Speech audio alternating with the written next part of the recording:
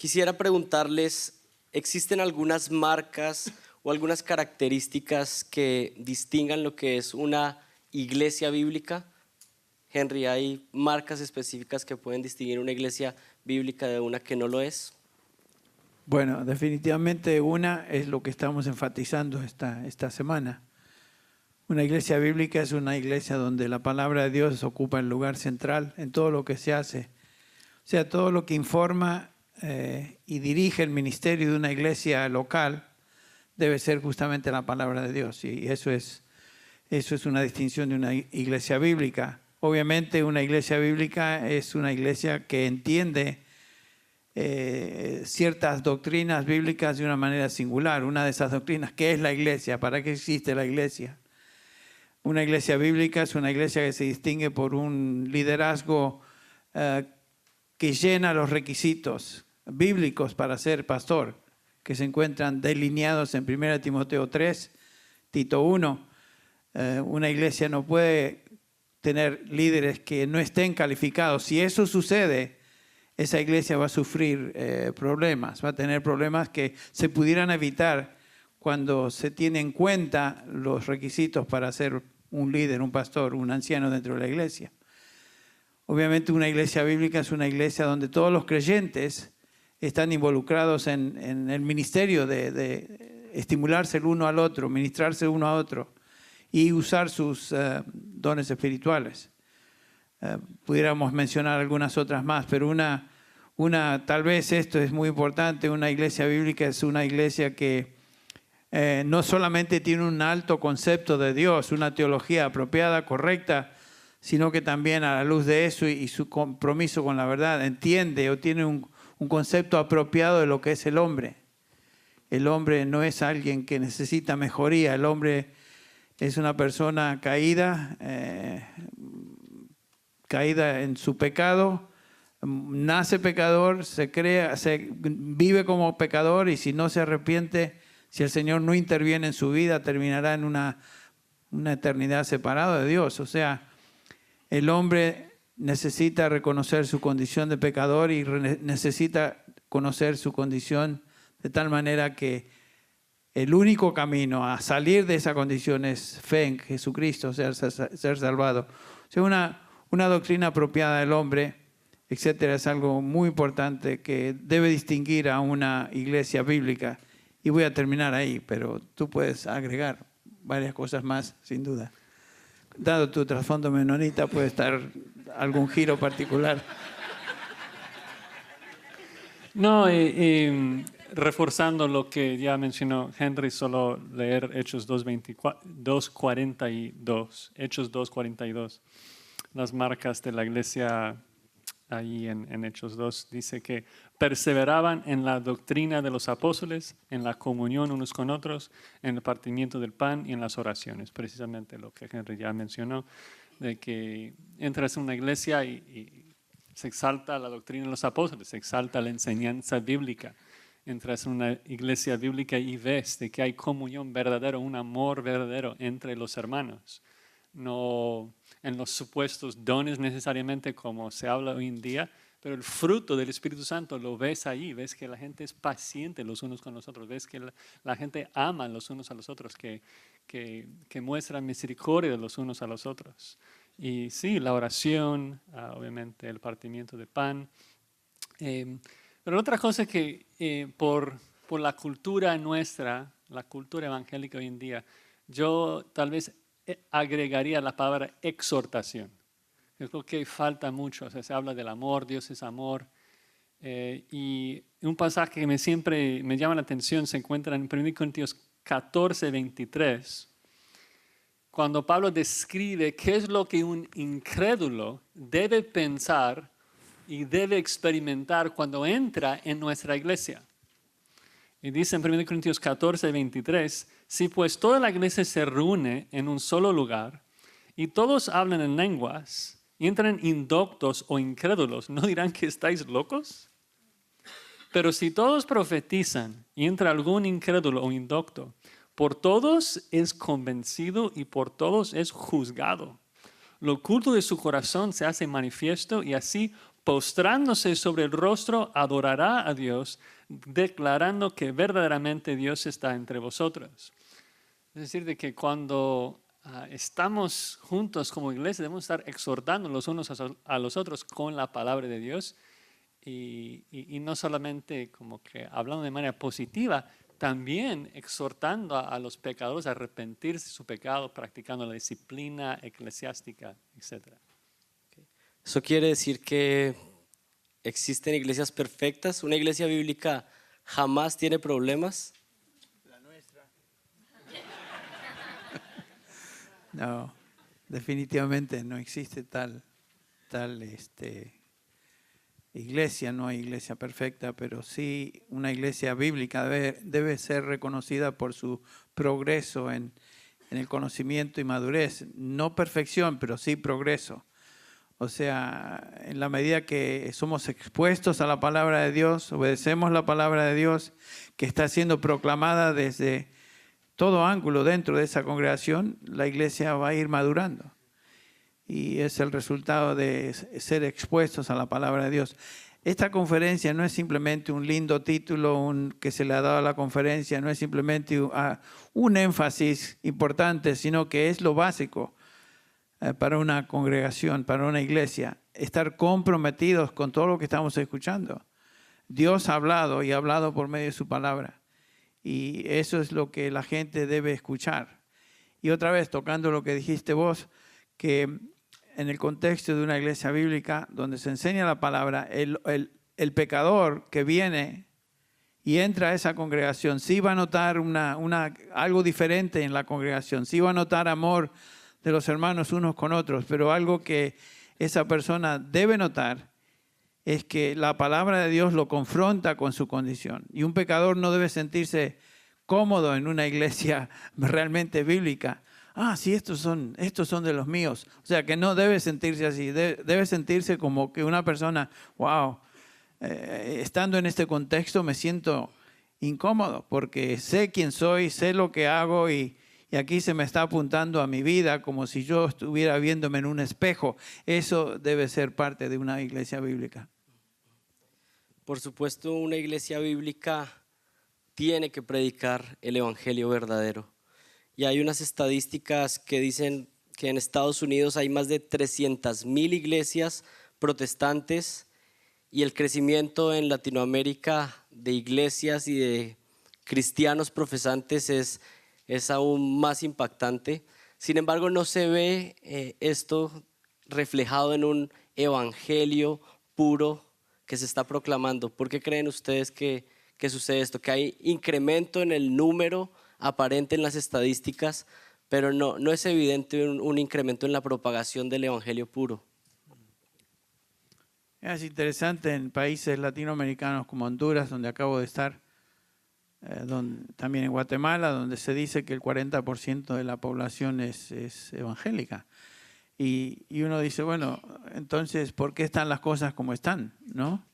No para criticar ni a Honduras ni a Guatemala, pero si 40% de una población es evangélica, debería notarse eso a todo nivel. Y obviamente lo contrario es lo que se ve. Entonces, tal vez es fácil ser evangélico en un contexto donde muchos son evangélicos. Y por tradición sus padres han sido evangélicos, etcétera, pero es una religión evangélica tradicional, donde no se hace hincapié en la exposición bíblica, la exposición de la palabra, en la explicación clara y precisa del evangelio. Y es un evangelio donde es fácil levantar la mano, hacer profesión de fe y decir yo soy cristiano porque creo en Cristo. Pero si el evangelio es light, si lo que se predica es muy superficial, y lo es, eso va a crear una iglesia también superficial, llena de niños en Cristo, si son del Señor, o llena de personas que profesan ser, pero realmente no son cristianos. Y creo que eso es lo que está sucediendo en Latinoamérica. Una iglesia llena de profesantes, pero una iglesia que carece de verdaderos cristianos. Y entre paréntesis, hay mucha gente que se deja impresionar por las multitudes. Muchos, muchos, muchos. En el Nuevo Testamento particularmente, pero en toda la Biblia, la doctrina del remanente es una doctrina muy enfatizada, se observa. Y ustedes notaron que Cristo nunca quedó impresionado con las multitudes. Muchos le seguían, pero cuando el Señor comienza a trazar con precisión el significado de quién es Él y qué es lo que Él vino a hacer, comenzaron a abandonarlo. Al final se tiene que dirigir a los 12 y decirle, ¿y queréis entonces vosotros iros también? Y en Juan 6, 67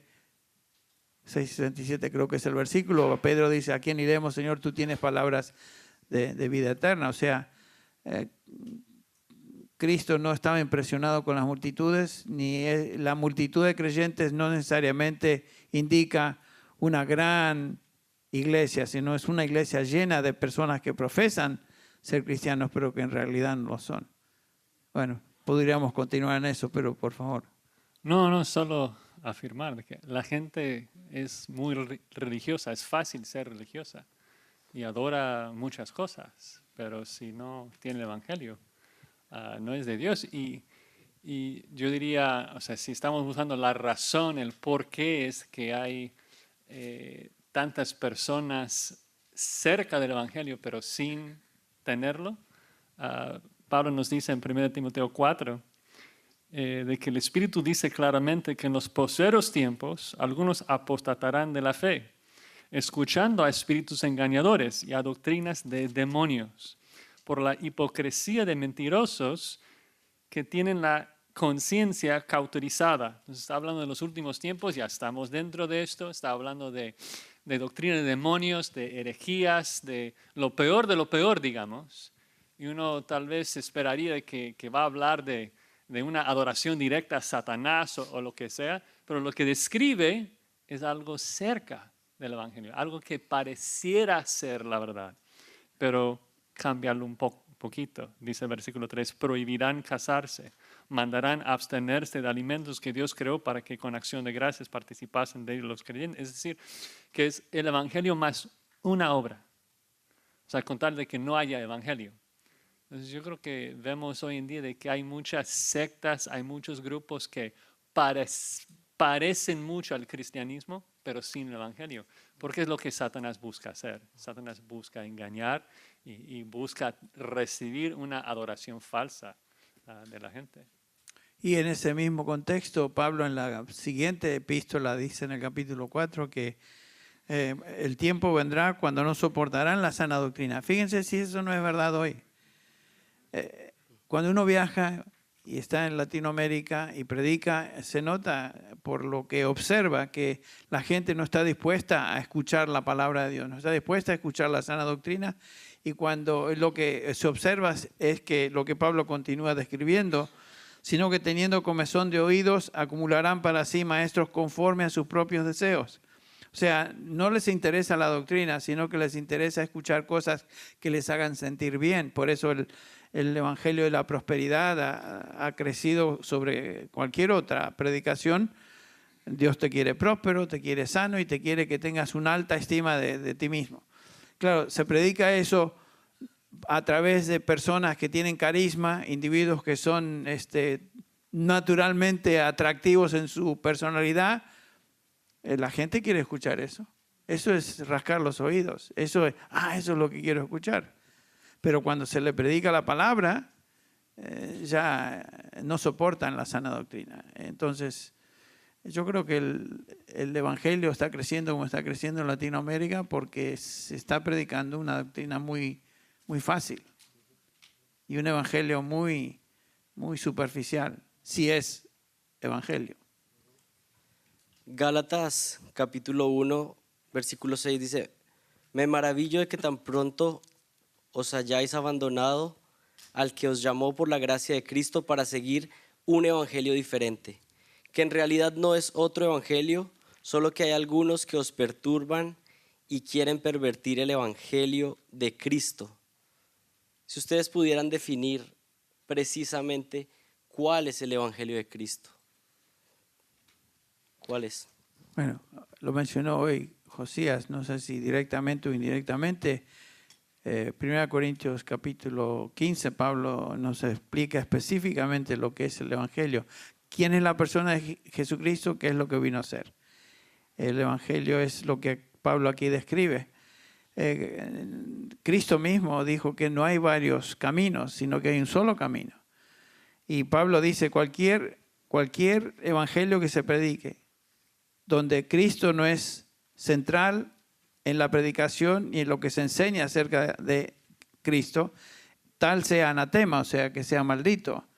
Y noten que Pablo dice que hay muchos que os tratan de perturbar. Es interesante ahí que en Gálatas capítulo 1, como mencionaste, versículo 6 era, lo falso perturba.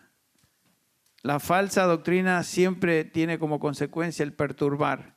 La verdad causa lo opuesto. Conoceréis la verdad y la verdad os hará libres. Está hablando de libertad espiritual.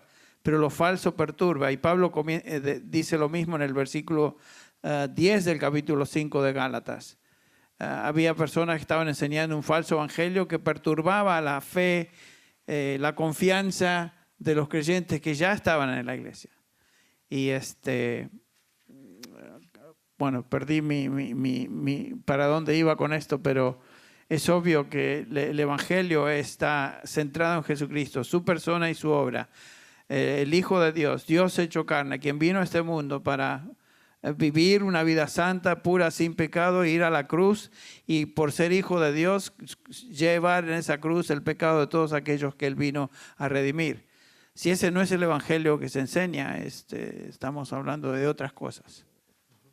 Y solo para leer el versículo que mencionaste, 1 Corintios 15:3, que Cristo murió por nuestros pecados conforme a las Escrituras, que fue sepultado, que resucitó al tercer día conforme a las Escrituras. Y yo agregaría ahí el comentario de que Pablo escribe a gente que entendió el significado detrás de esas palabras, ¿no? De que decir de que Cristo murió implica que conocemos quién es Cristo, ¿no? El Mesías, de que, o sea, uno tiene que leer el Antiguo Testamento, leernos antes para entender a qué se refiere esto, Mesías, ¿no? De que es Dios hecho carne, divinidad, deidad, humanidad. Entonces, con todo lo que esto implica, y obviamente las buenas nuevas entonces del Evangelio de Jesucristo tienen que ver con su venida, su muerte y su resurrección. Pero en términos de, sí, lo que tenemos que enseñar en la Escritura es todo. O sea, Cristo dice que hay que enseñar todas las cosas, enseñarlos a guardar todas las cosas que os he enseñado, ¿no? No solamente un detalle. Continuando en la línea del Evangelio, una iglesia bíblica en su soteriología, en su doctrina de la salvación, debería creer en la doctrina de la perseverancia de los santos. Yo diría 100% que sí. Amén. Amén, hermano. No. Pablo claramente, hay tantos pasajes que uno pudiera mencionar y explicar, pero es obvio en el Nuevo Testamento que si la salvación es de Dios, es obra de Dios y un principio al fin, es de Él y depende de Él, es obvio que los santos van a perseverar, porque Pablo dice claramente, el que comenzó la buena obra en vosotros, la perfeccionará hasta el día de Jesucristo. Y lo que Dios comienza en la obra de salvación, Él perfecciona y termina. Dios no nos salvó temporalmente para ver cómo nos portábamos hasta que falláramos la primera vez, sino que nos salvó en Cristo Jesús, y en Cristo Jesús Él perdonó todos nuestros pecados. A los que de antemano conoció, es la ilustración de la salvación y lo que esto implica. A los que de antemano conoció, que son aquellos que Él conoció de antemano en una relación íntima y predestinó, a estos, dice Pablo, los predestinó para que sean conformes a la imagen de su Hijo. A los que predestinó, estos también llamó, en otras palabras, eficazmente llamó a salvación. Y a los que llamó, estos también justificó, en otras palabras, declaró justos, no en su propia justicia, sino la justicia que Cristo logró para ellos en la cruz. Y a los que justificó, a esos también glorificó. Y noten ustedes que desde una eternidad pasada a una eternidad futura, los creyentes perseveran, porque su perseverancia no depende de ellos, sino que depende del plan y propósito eterno de Dios, de aquellos que Él llama a salvación, que comienza en una eternidad pasada y culmina en una eternidad en gloria futura. Sí, amén. Amén. Y agregaría, si un cristiano verdadero pierde su salvación, Dios es un mentiroso. Y eso es el punto. Y no solamente porque dice de que la salvación no se pierde, sino porque en Efesios 1 y en otros lugares, Dios nos dice de que como cristianos Él nos da su Espíritu Santo como a la garantía de nuestra futura redención. Dice que es las arras de nuestra futura. Esa palabra arras es una palabra transliterada del hebreo que significa garantía o enganche, de que Dios nos ha pagado como la primera parte de la salvación. Si uno paga el depósito, paga el enganche y luego no paga la cantidad final, es un fraude, es un mentiroso. Es imposible que Dios regale su Espíritu Santo a una persona como el sello de su futura redención y luego que no le dé la herencia que le prometió. Muchísimos pasajes que hablan de que la salvación es de Dios y lo que Él empieza, Él lo termina. Por supuesto, detrás de esa pregunta está aquellos que dicen, bueno, pero yo conozco a tal y cual Juan Fernández, por decirlo así, que, perdón si hay un Juan Fernández aquí, que iba a la iglesia, estaba con nosotros y volvió y regresó a hacer lo que era antes. Regresó a su porquería.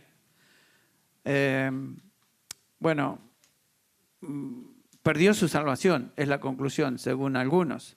Pero es obvio que estamos hablando de una persona que nunca tuvo salvación. Nunca fue del Señor. Porque mis ovejas oyen mi voz y me siguen. Y yo les doy vida eterna, no perecerán jamás. O sea, noten que mis ovejas oyen mi voz y me siguen. Es una característica de una verdadera oveja seguir a su pastor. Y después ese mismo Señor dice, y no perecerán jamás. Nadie las arrebatará de mi mano. Pero qué hermano de aquellos que se fueron y regresaron al mundo. Bueno, es obvio que es una... la razón que nos da el apóstol Juan en 1 Juan capítulo 2, 19 es lo que sucede. Dice Juan, salieron de nosotros, versículo 19, 1 Juan 2, 19, pero en realidad no eran de nosotros, porque si hubieran sido de nosotros, habrían permanecido con nosotros, pero salieron a fin de que se manifestara que no todos son de nosotros, no todo lo que brilla es oro, no todo aquel que profesa a Cristo es realmente cristiano. Muchos me dirán en aquel día, Señor, Señor, no hicimos esto en tu nombre, no hicimos esto. Y yo les diré, apartados de mí, ¿cuántas veces, hasta qué momento los conoció? Nunca os conocí, dice, nunca os conocí, obradores de maldad. O sea, Cristo no va a negar a una verdadera oveja suya, no va a negar a uno de los suyos. Pero aquellos que profesan seguirle, pero viven y abandonan la fe, demuestran que nunca fueron del Señor, ni que nunca conocieron al Señor, ni el Señor los conoció a ellos. Así que la perseverancia de los santos es una doctrina vital que se enseña en todo el Nuevo Testamento. Si uno es de Cristo y si la fe que recibimos es de Él, es una fe que Él garantiza y como mencionó Josías, el Espíritu Santo nos sella con ese espíritu que es las arras o la garantía de nuestra herencia final. Definitivamente, si eres de Cristo y has sido redimido por Él, salvado por Él, tu futuro es una gloria eterna. Josías, la elección, la predestinación, ¿es una doctrina que apaga el evangelismo en las iglesias? Algunos piensan eso.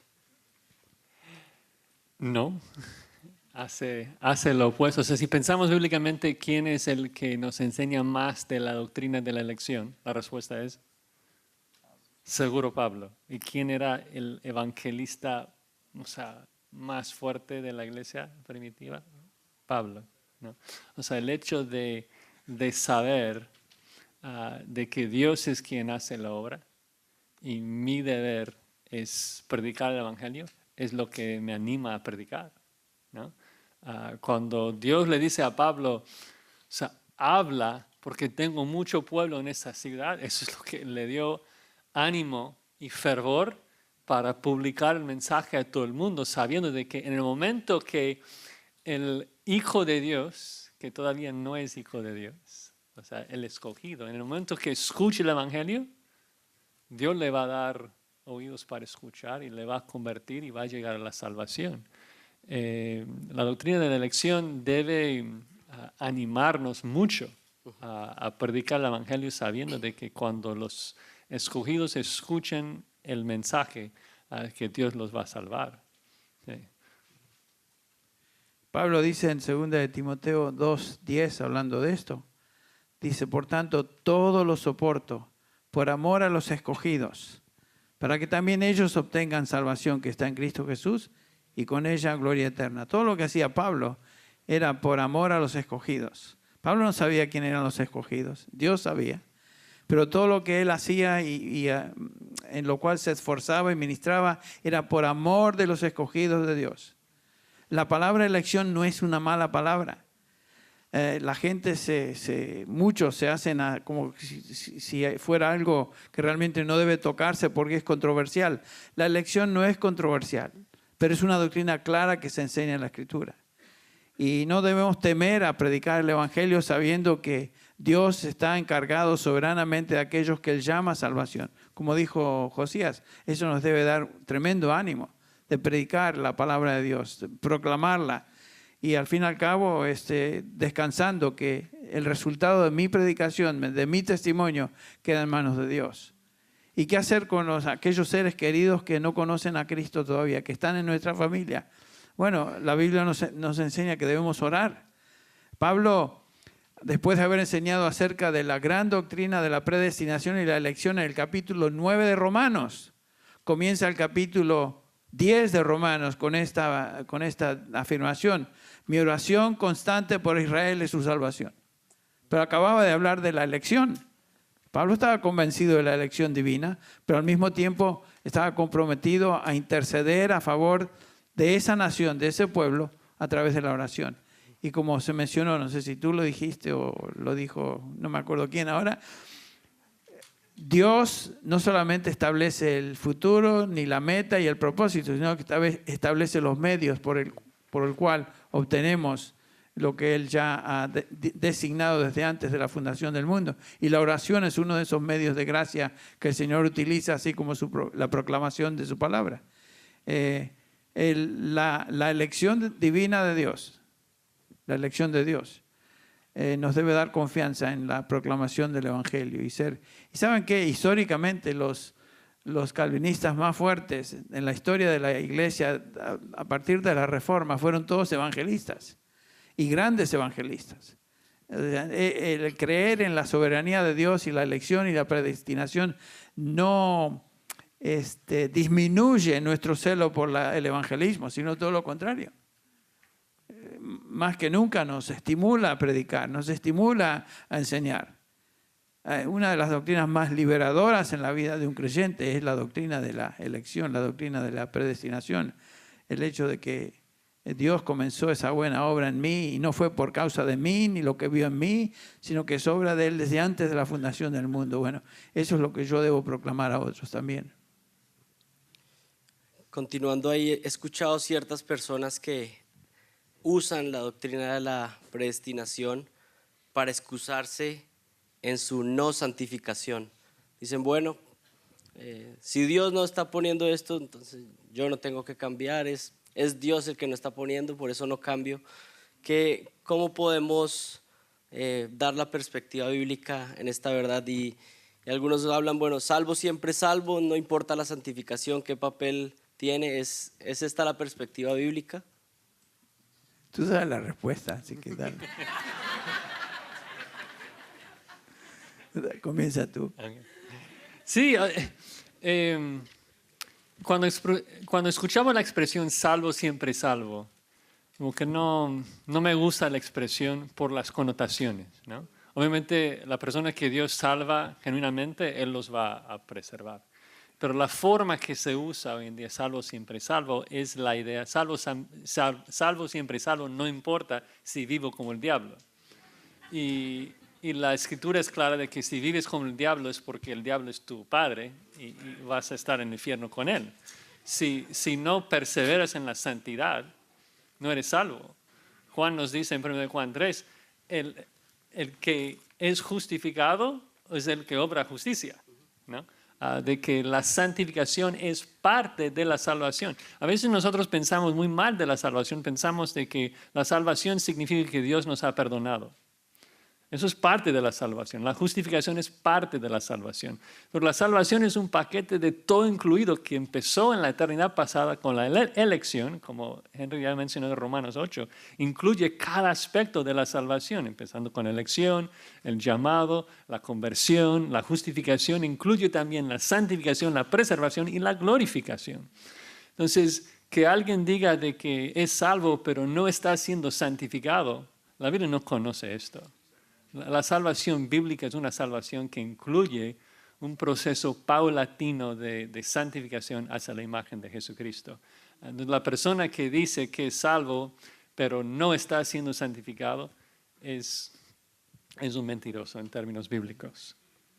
El mismo Señor que dijo, no perecerán jamás, acerca de sus ovejas, dijo, mis ovejas oyen mi voz y me siguen, que es otra manera de decir, obedecen, viven en obediencia, están siendo santificados. El Pablo, hablando de la gran doctrina de la salvación, en el capítulo 2 de Efesios, dice el versículo 8, que siempre lo repetimos, lo memorizamos, por gracia habéis sido salvados por medio de la fe. Esto no es de vosotros, pues es don de Dios. Amén. Nadie, por supuesto es don de Dios, todo es la salvación de Dios. No por obras, para que nadie se gloríe. Por supuesto, nadie va a tomarse o atribuirse ni una pizquita de gloria en el futuro porque la salvación no es de Él. Pero noten el versículo 10 que a veces no se menciona junto con los anteriores, porque somos hechura suya, creados en Cristo Jesús, para buenas obras, las cuales Dios preparó de antemano para que anduviéramos en ellas. Y si un creyente que ha sido salvo por fe, sin obras, no demuestra en su vida que está andando en buenas obras, demuestra que no pertenece a Él. Porque Dios preparó de antemano esas obras para que anduviéramos en ellas. O sea, somos hechura de Dios. Y la obra de Dios que Dios ha hecho en nosotros es habernos transformados, habernos transferidos del reino de las tinieblas al reino de su amado Hijo. Somos nuevas criaturas. Y si alguno es nuevo, y si uno es nueva criatura, las cosas viejas que pasaron, ya no podemos ser lo que éramos antes. Esa es una incongruencia absoluta de decir yo soy salvo pero voy a vivir como se me da la gana. Eso es vivir según el patrón de una persona que no conoce a Dios. Y eso es una contradicción de términos en la definición de lo que es cristiano en el Nuevo Testamento. Sí, Santiago dice, el que dice que tiene fe pero no tiene obras, tiene una fe muerta. Y eso no significa que es un cristiano con una fe como no muy eficaz. Significa que tiene la fe así como un demonio y que va a terminar en el infierno. El Nuevo Testamento, específicamente toda la Biblia, advierte al creyente de tener discernimiento entre la enseñanza falsa y la verdadera. ¿Existe alguna manera de poder distinguir entre un hermano que tiene un error doctrinal y alguien que es un falso maestro? ¿Existe manera de distinguir esto? Sí, podemos diferir en ciertos puntos periféricos entre cristianos. Aún mencioné en mi sermón hoy que hay hermanos que toman una postura y otra postura, como que dos maneras diferentes de entender el texto. Pero en ningún lugar la Escritura dice de que si tomas esa postura diferente, que va a salir al infierno, ¿no? Entonces, la persona todavía cree el Evangelio y lo abrazamos como hermano, aunque diferimos en ciertos puntos. Hay otras doctrinas esenciales para el Evangelio, de que la Escritura dice, si tú niegas esto, irás al infierno. Gálatas 1. Si agregas una obra al Evangelio, vas al infierno. 1 Corintios 15, si niegas la resurrección, vas al infierno. Segundo de Juan 7, si niegas de que Cristo, el Dios eterno, ha venido a la tierra, se ha hecho carne, eres el anticristo, vas al infierno. Entonces, doctrinas como la deidad de Jesucristo, la humanidad de Jesucristo, la resurrección, el Evangelio de la gracia, esas son doctrinas esenciales para el Evangelio. Si alguien rechaza estas doctrinas, ahora no son hermanos que queremos ayudar, son el campo misionero. Queremos que Dios los salve. Debemos orar por su salvación y corregir su error y avisar a los hermanos de que es un lobo que quiere matar, quiere destruir. Yo creo que es una muy clara explicación, por supuesto. Negar la persona de Jesucristo, quién es Él, y la obra de Jesucristo, de alguna manera tergiversar eso, te constituye en un falso maestro. Una interpretación un poco distinta de ciertas doctrinas, sin negar lo esencial, eso no es o no describe un falso maestro, describe a un creyente que es falto todavía en su crecimiento, en su desarrollo de entendimiento de lo que la Escritura realmente enseña. No es falso, es simplemente que le falta discernimiento. Y hay creyentes con falta de discernimiento que se ponen a decir cosas que realmente sería mejor que se sentaran y no las dijeran y que no estuvieran enseñando en público. Pero no es que son falsos maestros, son hermanos que están enseñando cosas que realmente no entienden bien y no han profundizado, y por lo tanto están llevando a otros a seguirles en un camino equivocado, no de perdición, pero sí de una doctrina bastante liviana. Estoy seguro que hay hermanos aquí que tienen mucho deseo de salir y transmitir estas verdades que están aprendiendo en esta conferencia. Ustedes dos son pastores. Quisiera desde una perspectiva pastoral, ¿cómo le aconsejan a ellos que puedan transmitir estas verdades, tal vez a otras personas que tienen cerca, familiares, amigos, y cómo pueden aproximarse para enseñar estas verdades a personas que tal vez están en error en este momento?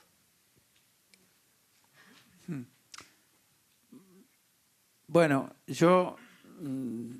hay hermanos que se me acercan a mí y me dicen, mira, hermano, en mi iglesia no se enseña esto, no se enseña eso, no se enseña otra.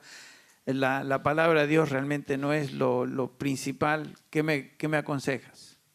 Bueno, un consejo es, no trates de cambiar inmediatamente a esa congregación y decir que son todos unos falsos y que van en camino al infierno o lo que sea. Eso es una exageración. Pero transmitir las doctrinas, por decirlo así, de la gracia y lo que estamos aprendiendo en conferencias como esta, se puede convertir en algo que es un celo un poquito exagerado en algunos casos, sino que si estás en una congregación donde no se enseña lo que estás escuchando, por ejemplo aquí en Grace, y lo que estás escuchando a través de videos y enseñanza de aquellos que enseñamos las doctrinas de la gracia, sé paciente, ora, sé un testimonio a tu congregación. Si hay oportunidad de hablar con los líderes de tu congregación o tu pastor, simplemente hacerle preguntas, tratar de ser un medio de beneficio a él, tal vez introducirlos a literatura, algún libro que a ustedes les ha hecho muy bien, y de a poquito ver qué es lo que el Señor hace con eso. Pero no es cuestión de abandonar una iglesia y salir de ahí simplemente porque no se enseña exactamente todo lo que ustedes están aprendiendo o estamos siendo expuestos en una conferencia como esta o como estas. Así que yo diría, con cuidado, con pie de plomo, con paciencia, a ver de qué manera el Señor nos utiliza. Ahora, hay momentos donde la salud de mi familia, de mis hijos, espiritual, estoy hablando de salud espiritual, va en juego. Y uno se debe hacer la pregunta, si me quedo en este contexto, en esta iglesia, ¿qué es lo mejor para mi familia? ¿Sería saludable que lo hiciera? Y si no, considerar la posibilidad de buscar una congregación donde la palabra de Dios es exaltada y la doctrina sana se enseña. Entonces, en ese momento considerar tal vez transferirse, pero en muchas ciudades de este continente y lugares aún en este país no existen iglesias donde uno puede decir, bueno, entonces voy a ir a la iglesia en la calle Main y el nombre que sea, y voy a empezar a asistir ahí porque ahí sí se enseña. En muchos lugares no hay iglesias. Entonces uno tiene que reconocer que Dios nos puso acá, en este lugar, en esta congregación, y voy a tratar de alimentar mi alma y a mi familia a través de recursos, ya sean videos o grabaciones, CDs, libros, lo que sea, y orar que el Señor me utilice como un agente de cambio aquí, si es posible, pero a su momento, con tranquilidad, con mucha paciencia. Sí, no, afirmar lo mismo, muchísima paciencia, mucho amor. Creo que la actitud es muy importante acá. La gente a veces escucha sana doctrina y luego van a sus iglesias y se vuelven amargos y luego comienzan a pelear y la gente les conoce como gente contenciosa, ¿no? Pero la Biblia nos dice, según Timoteo 2:24, el celo del Señor no debe ser contencioso. Si la gente te conoce como peleonero, como alguien que siempre está criticando, siempre está peleando, o sea, esto no es bíblico, eso es pecaminoso. Para mí un reto muy, muy grande es el leer Filipenses 1, donde Pablo dice que, o sea, él está en la cárcel, dice, algunos predican a Cristo, es decir, están predicando el verdadero evangelio, pero predican por envidia y para añadir aflicción a mi vida. ¿Pero qué? Si están predicando a Cristo, con eso me gozo y me gozaré aún. De que yo puedo asistir a una iglesia donde a lo mejor no enseñan cada detalle como yo quisiera, pero si predica el evangelio de Jesucristo y la gente está llegando a la salvación, yo puedo gozarme en esto y no ser tan crítico, ser paciente, orar por ellos, tratar de también ser una influencia para que ellos vean la belleza de la sana doctrina. ¿No? Pablo nos habla en Tito de que debemos adornar la sana doctrina para que la gente lo vea en nuestras vidas. Entonces, sí, yo afirmo todo lo que Henry ha dicho. Yo afirmo lo de él. Yo afirmo lo de los dos. La siguiente pregunta, antes de formularla, quisiera que los sugieres cerraran la puerta porque algunos se van a levantar e irse. Es broma. ¿Permite Dios pastoras en su iglesia? Tú también conoces la respuesta a esa pregunta. Creo que Si no, ¿qué haces aquí? al final va a estar Henry llamándome a la oficina. Que por qué tengo todas estas preguntas. Bueno, comenzando simplemente con lo que hablamos hoy, que una iglesia bíblica se debe distinguir por un liderazgo bíblico, un liderazgo donde los requisitos para ser líder en la congregación se cumplen. Ahí comienza todo. Una iglesia sana, una iglesia bíblicamente sana, va a estar comprometida con lo que Dios ha establecido en términos de requisitos para ser anciano, pastor, presbítero, obispo, términos intercambiables en el Nuevo Testamento en cuanto al líder de una congregación. Y ustedes notan ahí en esa lista de 1 Timoteo capítulo 3 que no existe ninguna mención de pastoras o sustantivos femeninos o verbos que describen a una mujer. El pastorado, el liderazgo dentro de la iglesia se limita a hombres.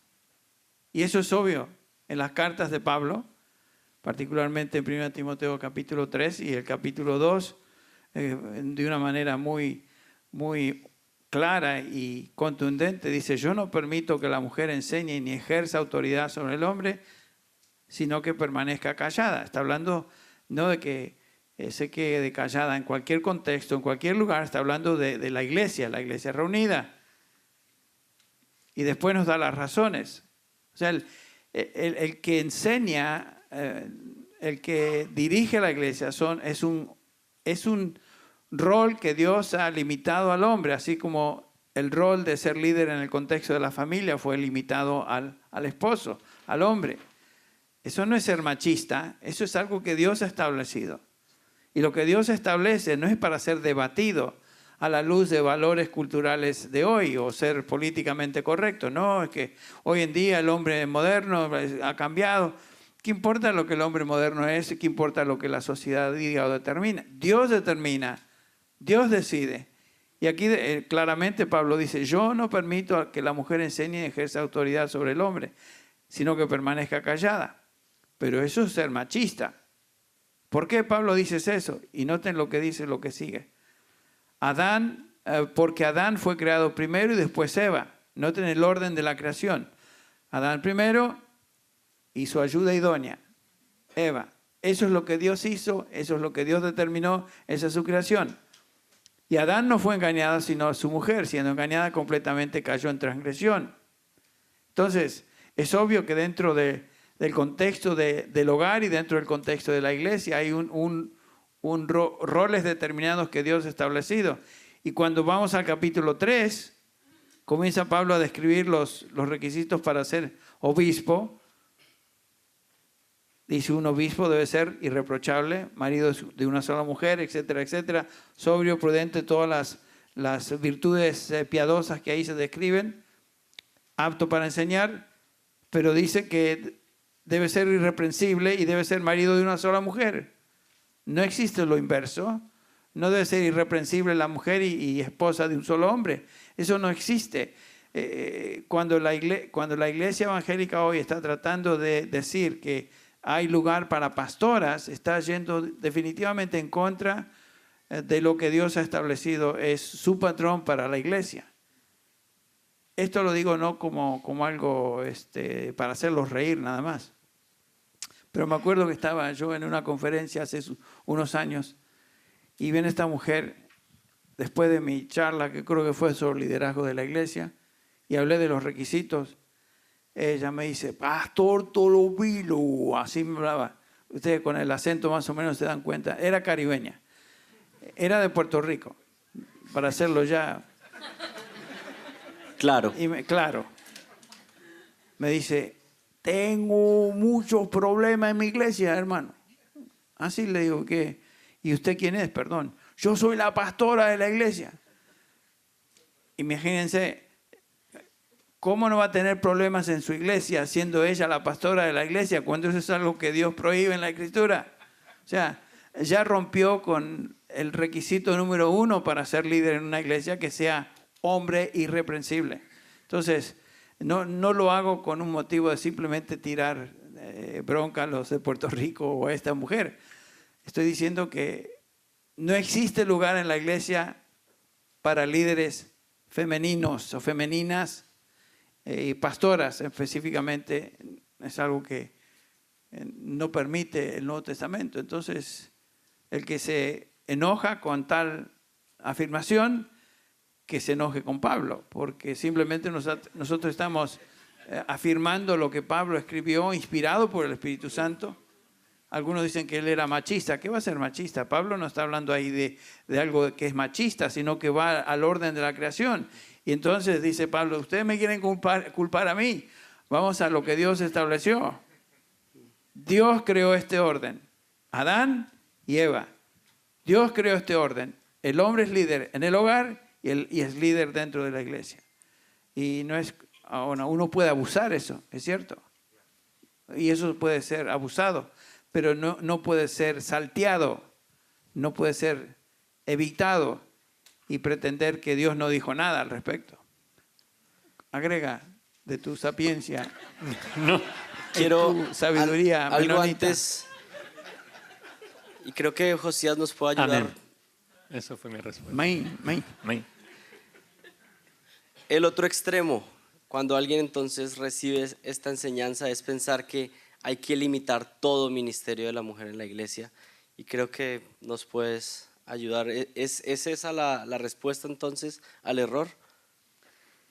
Sí, es bueno enfatizar de que cuando hablamos de los papeles que Dios ha establecido en su palabra, en el orden de la creación, el orden de la caída, como Pablo menciona en 1 Timoteo 2, de que eso no se trata de valor delante de Dios, eso no se trata de habilidad delante de Dios, no es de que la mujer no puede enseñar, de que hay algo en el cerebro del hombre que le capacita para hablar y que la mujer no puede. No tiene nada que ver.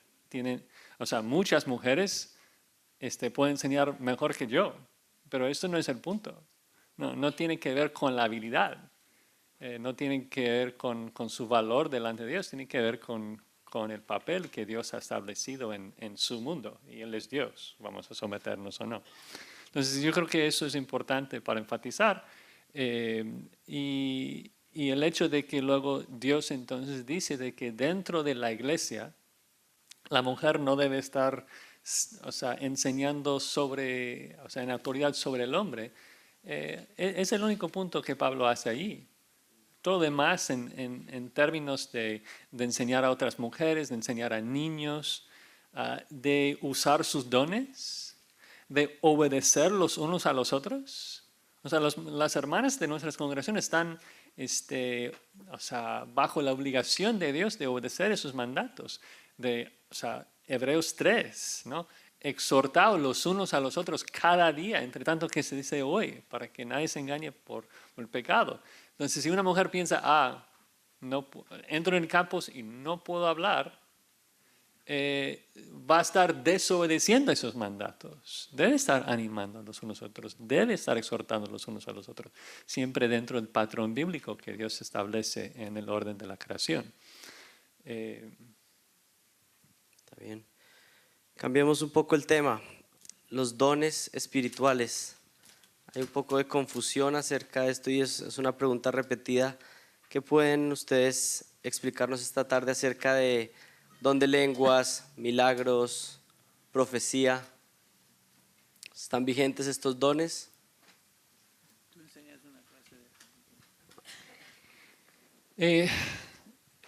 La respuesta rápida es no son vigentes. La pregunta es cómo probarlo y cómo hablar con otros de esto.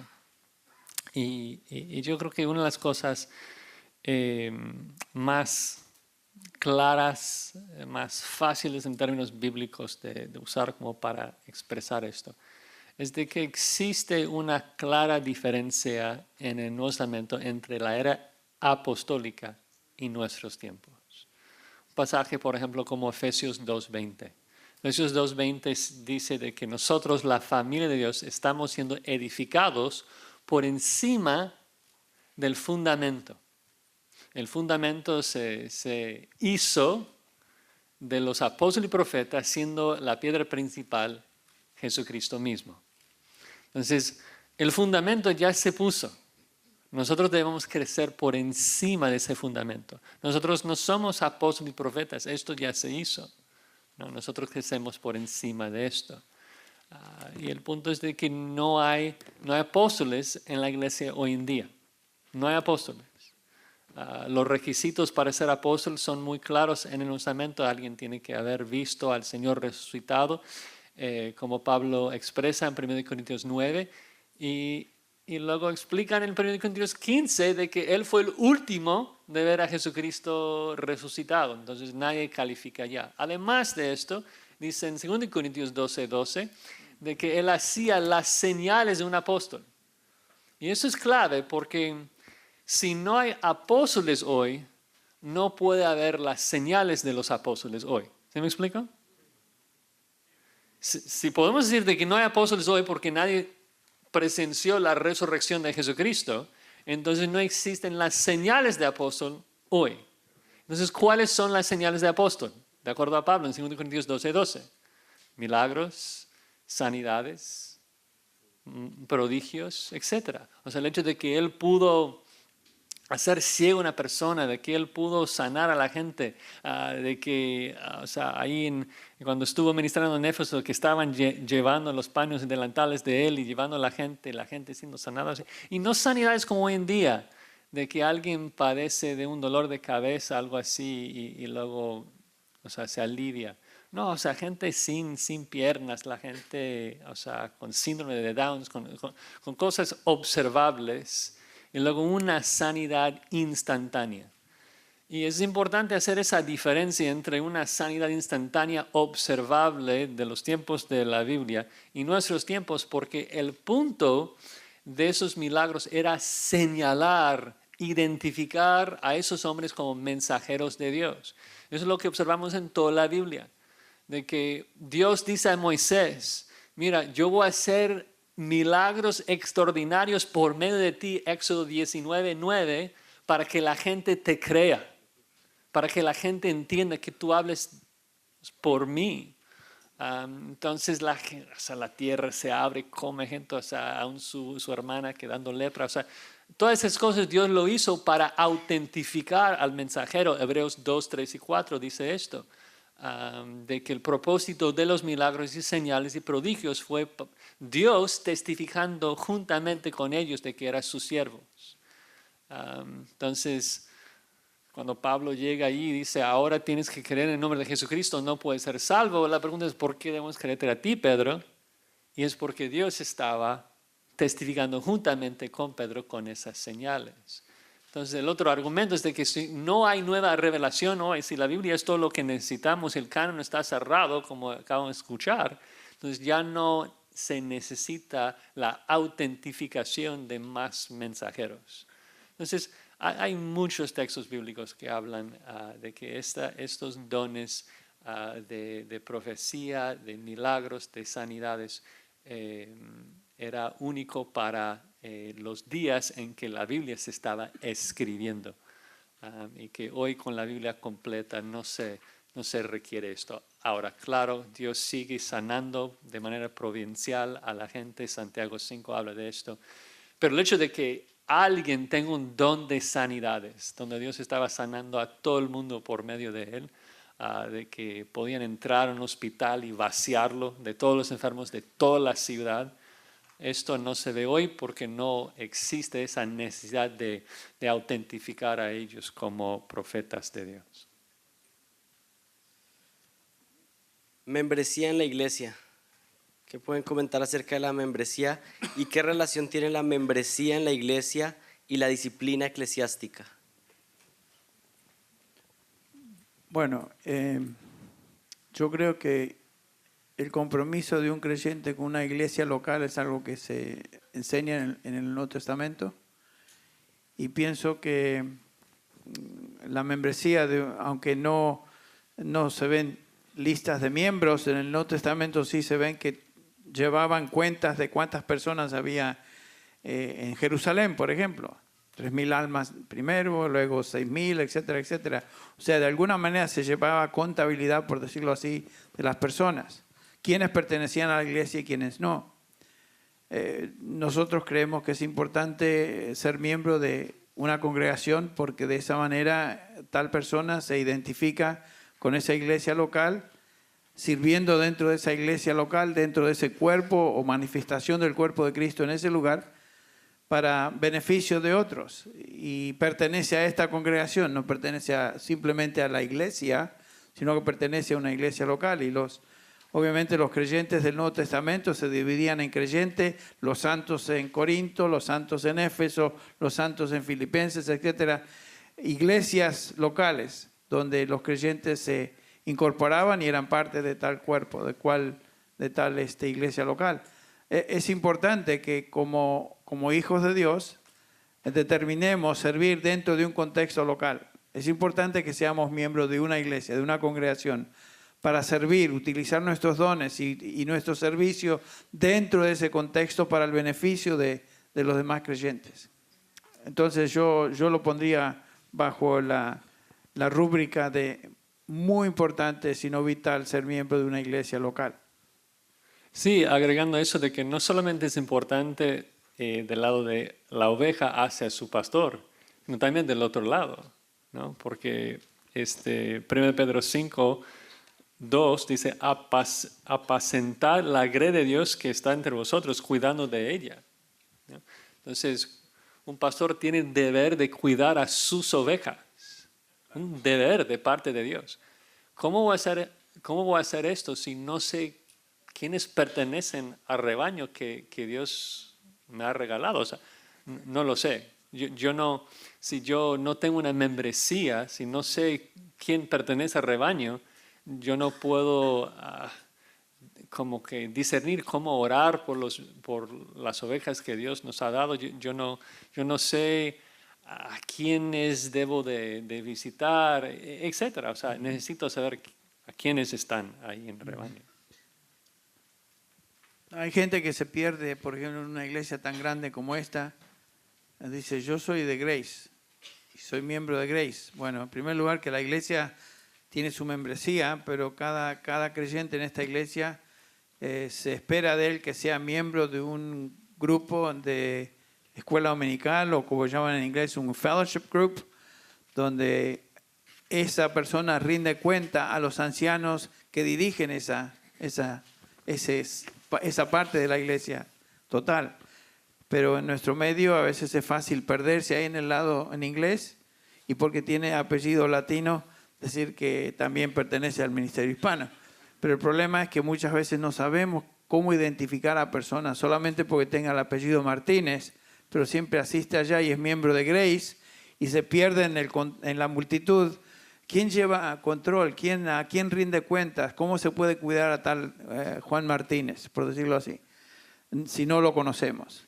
Entonces, ser miembro implica compromiso con la iglesia local, no simplemente decir soy miembro de una lista, se me ha incluido en esa lista y soy ahora miembro de Grace.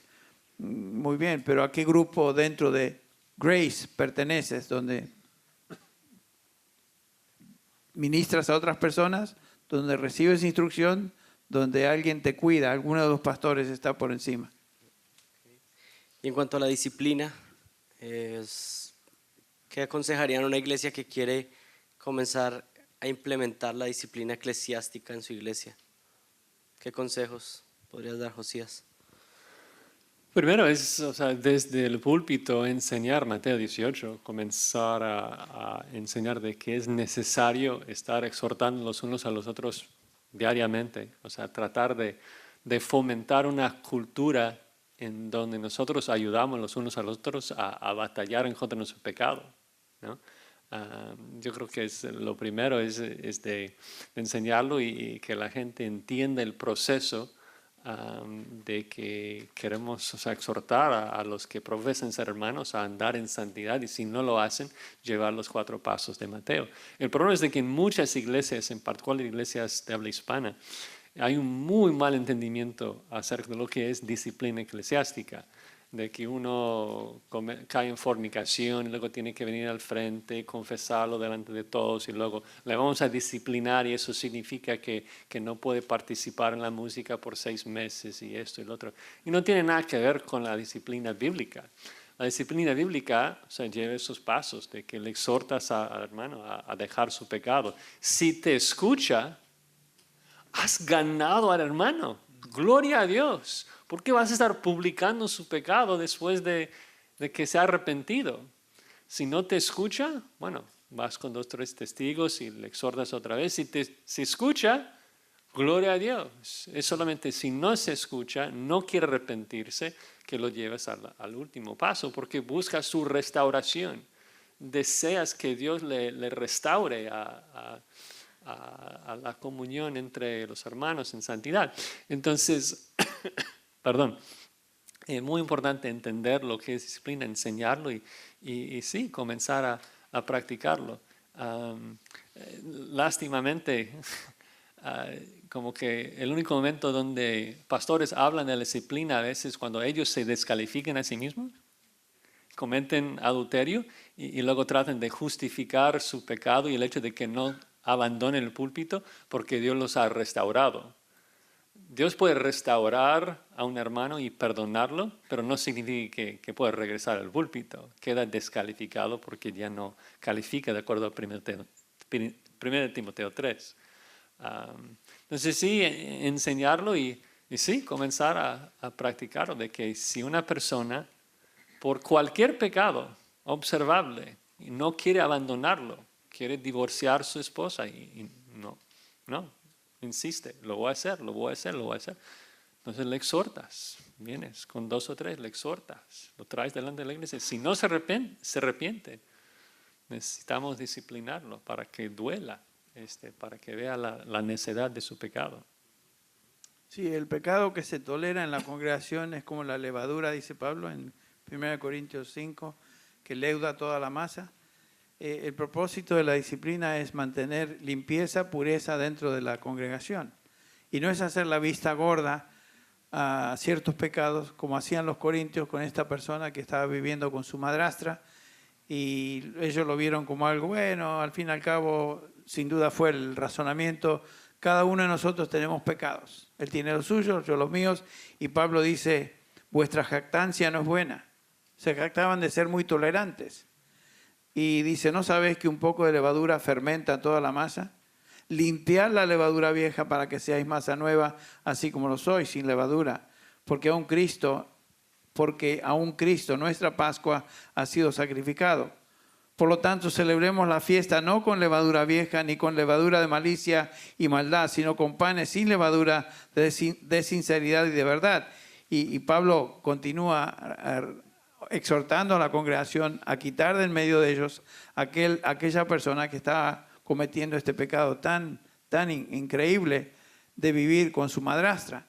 Y el propósito era de limpiar a la congregación, restaurar al hermano, pero al mismo tiempo impedir que el pecado se expandiera, porque cuando una congregación tolera pecado, estamos hablando de pecados que no se confiesan, pecados que se toleran en la vida y viven de esa manera, otros están siendo contaminados. El pecado no solamente me afecta a mí, siempre afecta a los que me rodean, a mi familia y a otros hermanos que me están observando. Siempre es así. Y no podemos hacer la vista gorda al pecado dentro de la iglesia. Por eso la ilustración más severa que encontramos en Hechos de los Apóstoles, allá en el capítulo 5 de Ananías y Zafira, estos dos que pretendieron hacer decir algo que realmente no hicieron, de que habían dado todo el dinero a los apóstoles para el ministerio de la iglesia, pero se reservaron algo. Eso fue una mentira. Y Pedro los confronta con eso. Y noten la respuesta inmediata de Dios es que los fulminó. Murió Ananías, murió Zafira. Y es el propósito que Pablo también, la exhortación que Pablo trae en mente a los corintios, en 1 Corintios 11, cuando habla de la cena del Señor. Cuidado cómo tomamos la cena del Señor. Cuidado con qué actitud venimos a la cena del Señor. Y habla de aquellos que hay muchos enfermos entre vosotros, débiles, y aún muchos han muerto. O sea que Dios había aplicado la disciplina más severa a algunos de los corintios porque habían tolerado el pecado en sus vidas, se habían permitido que eso se expandiera a través de la congregación. Así que, hermanos, tengamos mucho cuidado de ser tolerantes al pecado. La tolerancia no es una virtud si esa tolerancia se aplica al pecado de hermanos que llevan a cabo una vida o viven una vida que es incongruente con su profesión de ser cristianos. No podemos ser tolerantes. ¿Pero cómo lo hacemos? Siguiendo los pasos de Mateo 18. Primero yendo al hermano, 1 a 1. Después 2. Después 3 si hay necesidad. Y finalmente, si tal persona no se arrepienta, entonces sí traerlo a la congregación para que la congregación ahora vaya a este hermano y le haga ver esa situación. Y si no se arrepiente, bueno, llegamos al paso final, que es excomulgarlo de la comunión de los santos en la iglesia. Eso se hace en esta iglesia. Y se hace, tristemente, cada mes hay 1 o 2 que deben ser traídos a la mención de la iglesia y luego, si no se arrepienten, a ser excomulgados. O sea, no es falta de amor hacer eso, es todo lo contrario. Es tener temor santo de la pureza de la iglesia, que es del Señor. Es la iglesia de Cristo, no es nuestra iglesia.